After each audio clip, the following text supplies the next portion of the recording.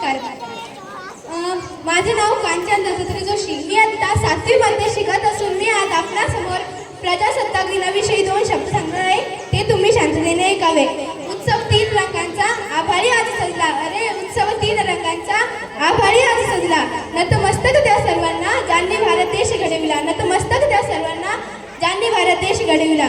सर्वप्रथम सर्वांना प्रजासत्ताक दिनाच्या हार्दिक शुभेच्छा. आज 26 जानेवारी हा दिवस आपण प्रजासत्ताक दिन किंवा गणतंत्र दिन म्हणून मोठ्या उत्साहात साजरी करतात.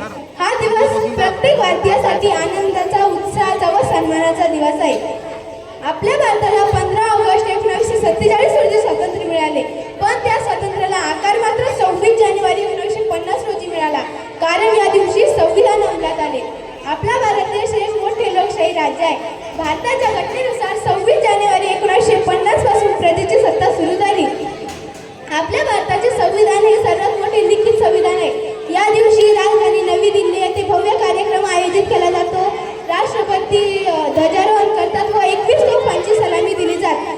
देशासाठी शौर्य गाजवलेल्या सैनिकांना राष्ट्रपतीच्या हस्ते अशोक चक्र, कीर्ती चक्र हे मुख्य पुरस्कार देण्यात येतात. या सुवर्ण दिवशी प्रत्येक भारतीयाने शांतता राखण्याची व देशाचा विकास करण्याची प्रतिज्ञा करून त्याचे पालन केले पाहिजे.